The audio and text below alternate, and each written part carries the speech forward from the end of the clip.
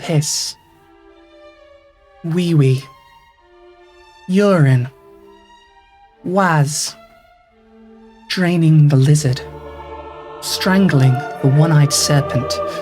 That one might be a different thing. If you're human, and I'm presuming you are, no Cylons on my profile, please. You've probably had to pee several times a day for most of your life. Unless you're Mark Zuckerberg, of course. Look at that man. He's been holding in his pee for coming on 40 years, and the resulting pressure has turned his brain into piss. Poor fucker. Urinating is, of course, a natural and usually harmless, if irritating, part of everyone's life. So why do we put up with people charging us money to do it? And should we? Today, I, Bridget Empire, will jump the turnstiles of YouTube and piss my reasoning for abolishing pay-to-pee toilets right down your Riga throat. Dan, but please cut that part out. This isn't OnlyFans. This, dear viewer, is the Empire Statement. Now I know what you're thinking. Bridget Empire, how dare you insinuate that I, a law-abiding British citizen, have ever refused to pay for the toilet? When I see the coin-operated barrier at train stations and in busy locations, I simply piss myself on front of the turnstile and now turn my head in shame. Let's be honest though, you definitely have snuck past one or two of these things if you live somewhere that has them. And if you don't live somewhere that has them, your first thought on hearing about them was probably, why the fuck would I pay to pee? It's not exactly something I can avoid. And you'd be right. In fact, it's arguably a stranger idea than just charging you for an inescapable bodily function, since not only is it functionally impossible to avoid pissing at least a couple of times a day, in many countries, including mine, urinating on the street will get you stopped by the police and could even get you fined or arrested. So it's a crime to pee outside, but it's also a crime to pee in a public toilet that charges you if you can't pay? These things together might make you come to the conclusion that several things in society today, such as the existence of fines as a punishment for crimes, might insinuate that being poor is actively criminalized. If the punishment for a crime is a fine, in practice that means it's a crime if you're poor, but fine if you're rich. To exist in society, you need disposable income. There is a baseline number of people that simply cannot exist in society without breaking the law.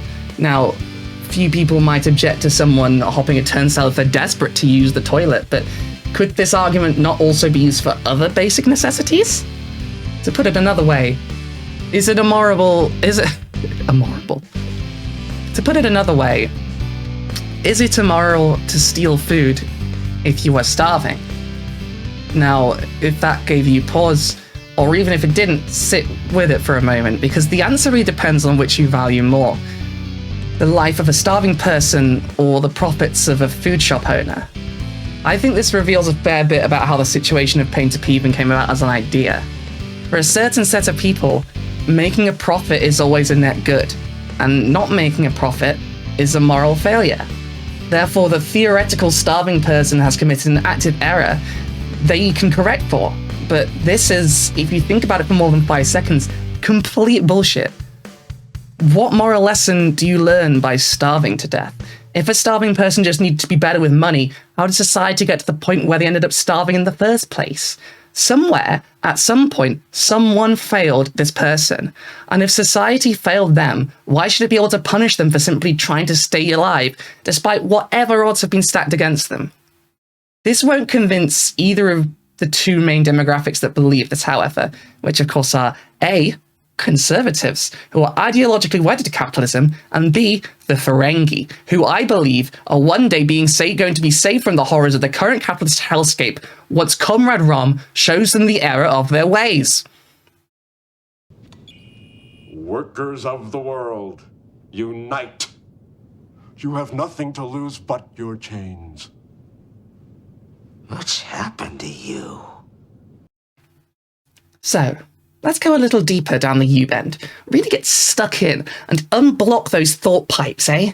Let's call a plumber and send all the justifications for paying to piss right down the sewer. With the rats, with whom they belong. And with the Ninja Turtles, with whom they don't. I would never make Master Splinter live with that shame.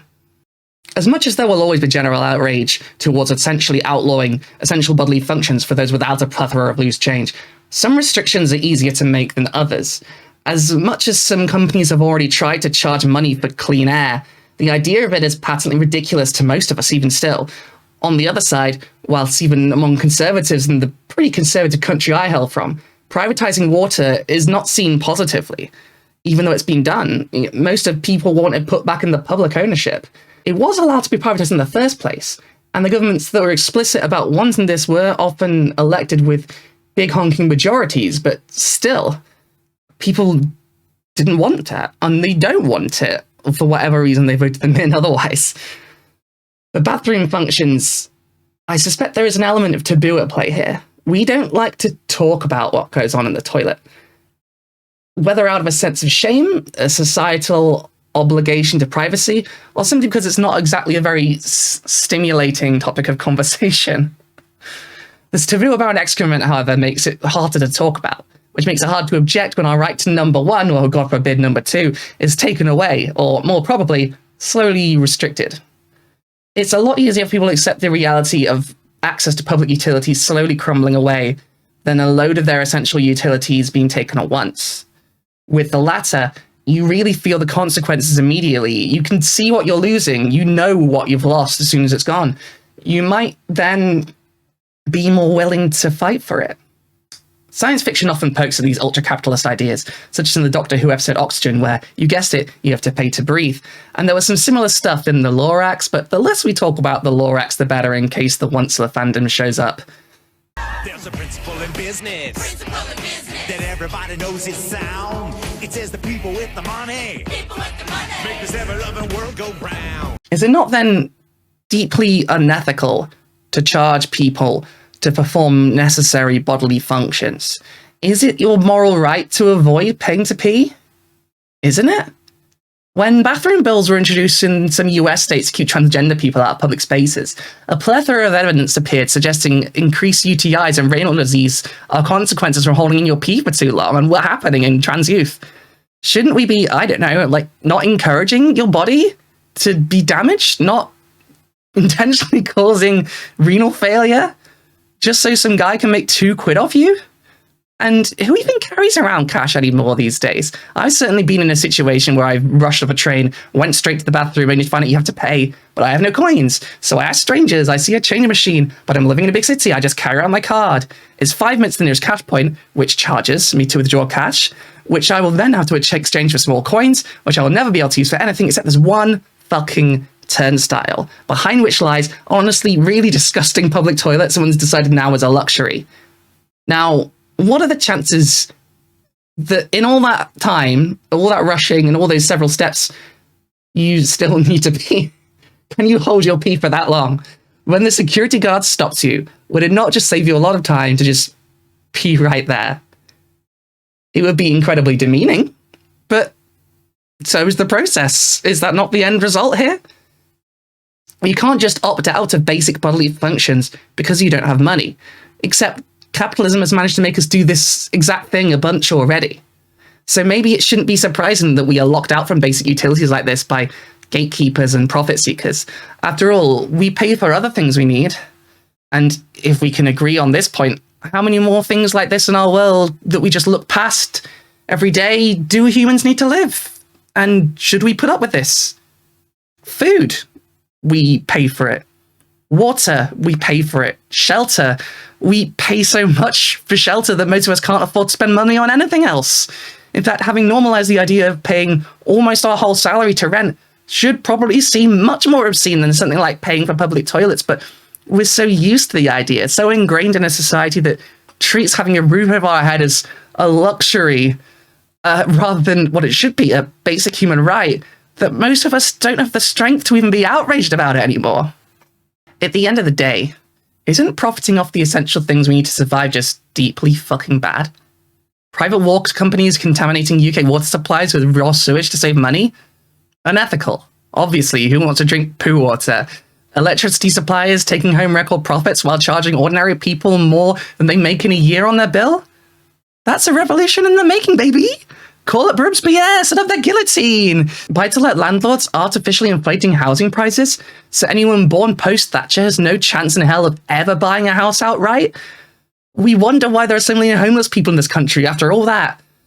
Very few jobs these days can pay enough for the projected prices in rent and utilities pricing predicted later this year. Whole businesses will shut down.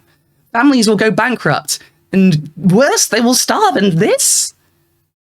It's all the same root cause, even if I started off just talking about piss. Profiteering off of what should be our most basic human rights. It's all one system, one integrated scam. The crippling of human need by human greed. In the last few years, you will have almost certainly heard a debate or two about period poverty. How extra taxes on items such as tampons make it more expensive to be someone who menstruates, advantaging mostly men at the expense of mostly women. Some places are nice enough to leave tampons out for people to use. Since this debate has started, some people are considerate, but for so long, people have just gotten away with charging extortionate rates for basic sanitary products that are a necessity. And very few people showed the will to change that. Thanks to many well-run social campaigns, most people who are in the loop on these issues have now heard of period poverty and recognize it for the injustice that it is.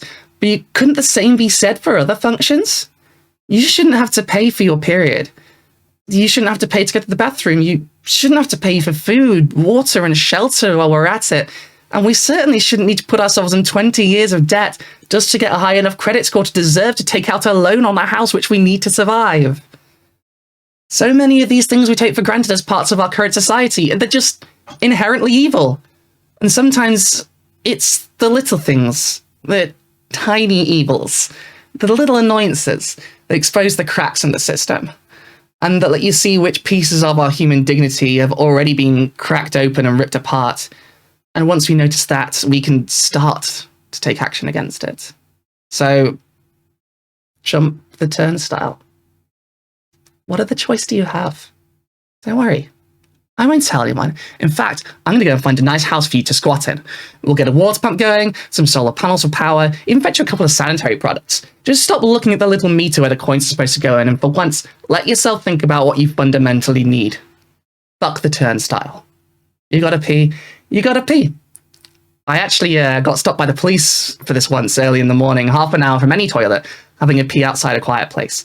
Once the police had got their screaming out of the way and I told them I needed to go, they asked me why I didn't go in where I was. They said there's nothing open. Where was my house? My house was another half an hour away. And they had no argument about that. They just had to go, because where else are you going to go? I hope when they drove away that night, they thought about that and what a stupid law it is that we can't pee in public at the same time when any place to do so is locked, shut down, or requires money to work. All of this, of course, is highly rhetorical. Don't worry, editors. Bridget Empire does not need to pee. Everyone knows that women don't do that sort of thing. Our waste evaporates slowly through our skin. Can you imagine? Women using toilets. So undignified. But if we had to, well then, I have only 3 words for you. Jump the turnstile. And thanks for watching.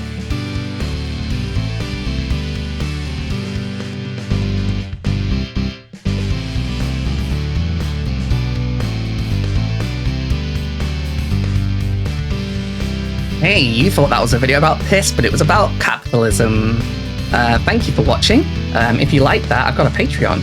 It's patreon.com/BRIGITTEEMPIRE. That's patreon.com/Bridget Empire. And if you want to give a one-time donation, that's coffee.com/Bridget Empire, spelled exactly the same way. I also run a podcast with my friend Zephyr, who runs the Love Xander YouTube channel that's you've probably seen. It's good. It's called MKG Podcast, and I will link that below too. Thank you for watching. That was cool. My patrons who support me are Scarjan, Naomi Wayne, and Joey Cobalt. And if you want to join them at the end of this video and get extra stuff like videos released early and cool stuff like that, maybe getting to vote on some topics and stuff, that'd be fun, right? You can join them over at Patreon. Thanks.